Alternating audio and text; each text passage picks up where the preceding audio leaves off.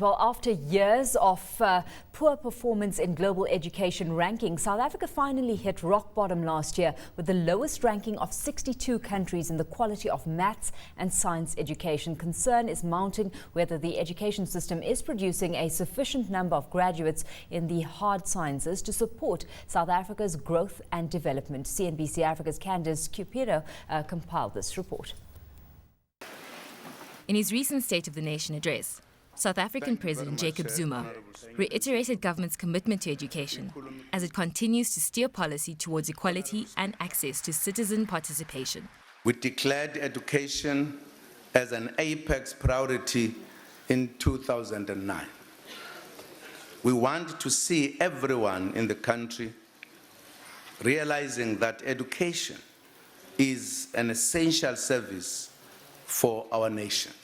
It means we want the education sector and society as a whole to take education more seriously than is happening currently. In elevating education to its rightful place, we want to see an improvement in the quality of learning and teaching and the management of schools. We want to see an improvement in attitudes, posture, and outcomes.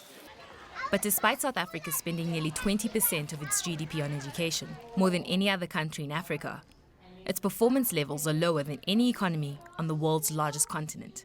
I think it's a crying shame that we are investing so much money and getting such a small return on our investment, because that is what it really is. Our investment returns are ridiculous for what we're spending.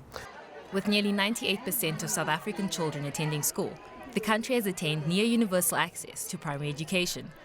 Despite this, the annual national assessment found low levels of literacy and numeracy for grades 3 and 6, with only 35% of learners able to read. It is a problem, particularly in the lower grades. I'm fortunate in that I teach the 2 higher grades. But still, one must remember that one is teaching children whose it's not their home language. Sometimes it's only their 3rd language. And they have acquired a lot of skills that very often amaze me, particularly when it comes to their writing and creativity. But when it comes to reading and actual writing, there are many problems that need to be resolved.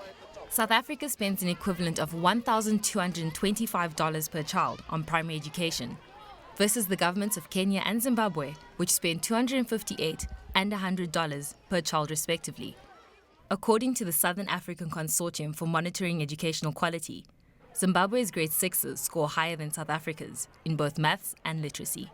Zimbabwe is a very good case in point. It has 1/10 the money that we have for education, but there is a whole principle of accountability in their education system. So in their state schools, they're actually producing better product for universities.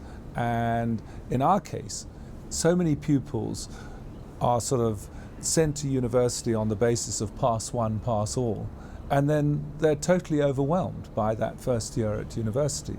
So there's 2 things. Well, it all comes back to the point that if you're going to produce kids who are going to make their way in the world, you've got to start with pre-primary school. In fact, you've got to start at nursery school, because a lot of research and education has shown that the most formative age is the very early years. And if you can get the cognitive process going in those early years, then you can really create outstanding pupils at secondary school.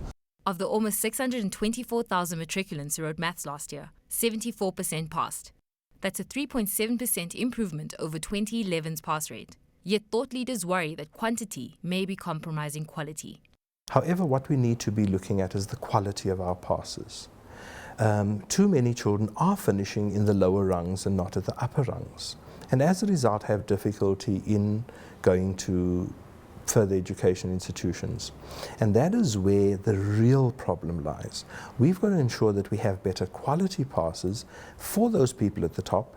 For those people at the bottom, that the quality of pass they get must make them competitive in the work market. If they are unable to compete in everyday jobs, then they are not functionally employable. While government is aimed to create 5 million jobs by 2020, the country's unemployment rate is extremely high at 24.9% in the fourth quarter of 2012.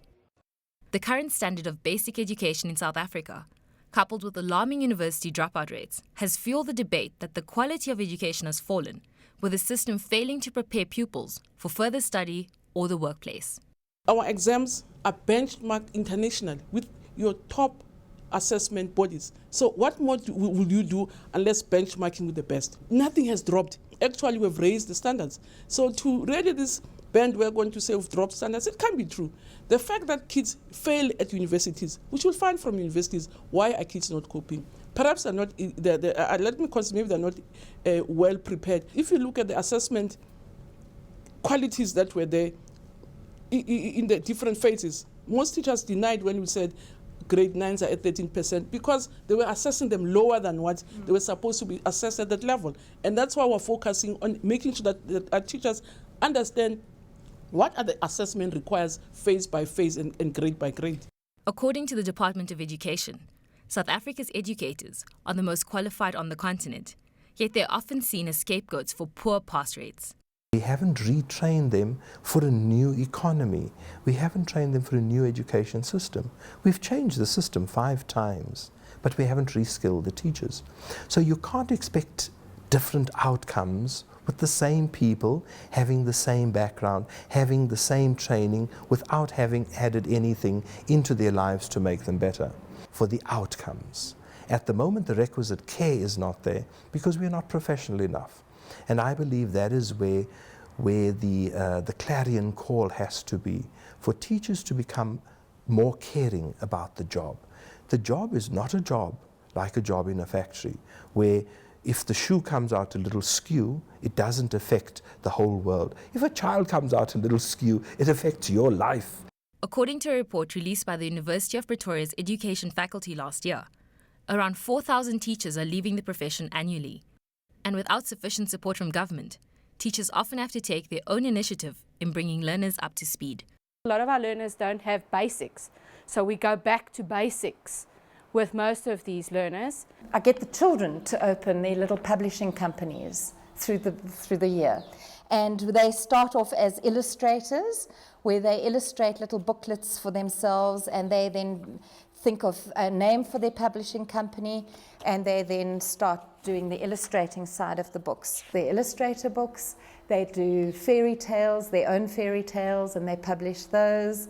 We do poetry in the 3rd term, and in the 4th term, we do a non-fiction book. Despite criticism of the failing standard of South Africa's education system, educators and stakeholders remain positive. And I believe that things will improve. The country is a very stable country. Now we must hold people to account.